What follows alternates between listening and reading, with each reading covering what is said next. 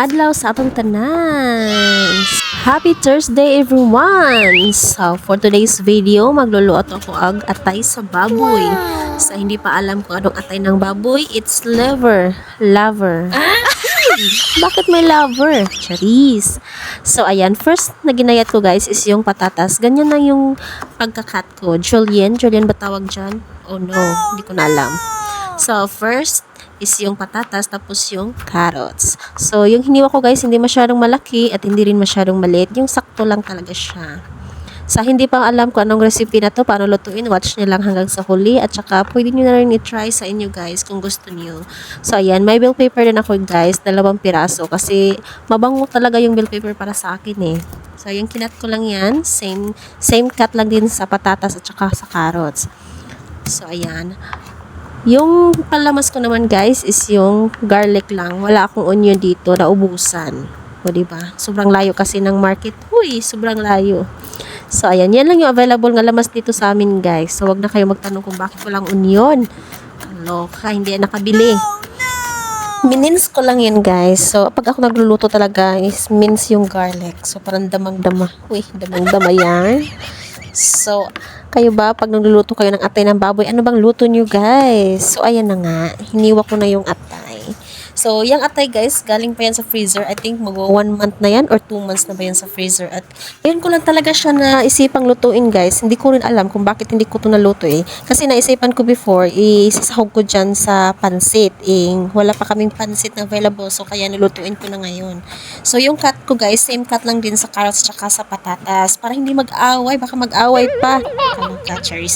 Cherries lang. So, ganyan yung pagka-cut ko sa atay. Medyo manipis siya. Para maluto agad. Ganyang cut lang. Pagkatapos, nalagyan ko ng suka. Pinabad ko muna siya ng ilang minuto, saka ko na minimikos-mikos. So, dapat kailangan bikos-mikosin mo talaga para mawala yung lansa. Pagkatapos, ayan, ginistrainer ko na yun guys. Hugasang mabuti para mawala yung lansa at saka yung suka. Pagkatapos, ayan, nagpapainit na ako ng mantika. Pag mainit na yung mantika, nilagay ko na yung onion tsaka bell pepper sa pan. So, kita nyo naman, di ba? Char. Uy, char lang. Ayan. Pinalo-halo ko yan until mag-golden brown yung garlic. Pag ganyan na yung lamas, guys, ayun, lagay ko na yung atay ng baboy. Saka ko hinalo-halo.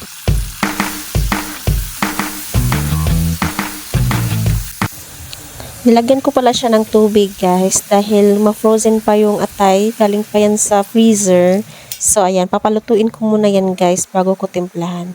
At nang maluto na talaga siya, ayan, timplahan ko na yan ng tuyo. So, dalawang sandok. Grabe naman yan, sandok talaga. Pagkatapos, nilagyan ko ng Knorr seasoning, pampalasa din. Sarap kayo yung Knorr seasoning. Tsaka, kunting asin. So, wag na damihang asin kasi may tuyo naman. At tsaka ko hinalo-halo. Hinalo-halo ko talaga yan na mabuti guys para manunuot talaga yung timpla niya. Tsaka mahina lang dapat yung apoy pa. Huwag nagsobrahan yung apoy para hindi masunog yung niluluto mo. So pagkatapos pala nito guys is nilagay ko na yung carrots at saka patatas. At dahil patatas and carrots lover yung mga tao dito, ayan, dinamihan ko na nalagay. Depende na rin sa inyo guys kung madami ba yung lalagay nyo or konti lang. Depende lang yan sa gusto nyo. So, hinalo-halo ko lang siya ulit para naman maluto yung patatas at saka carrots.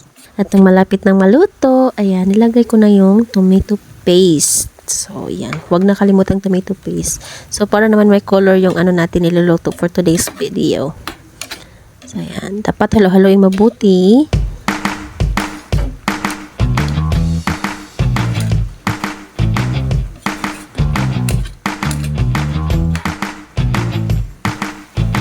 And last but not least is oyster sauce. Yan yung pampalasa ko guys. Hindi na ako naglalagay ng magic sarap or iba pa dyan. Yan yung pampalasa ko sa niluluto ko. Yan. So, malapit na nga siya maluto guys. Yung patatas sa carrots ko, malapit na siyang maluto. And best partner nito guys is mais na kanin. So, yan, luto na. So, that's our menu for today's lunch. So, sobrang sarap. Must try this in your house. Char. Have a happy lunchtime, everyone. Thank you for watching. Bye-bye. Ciao.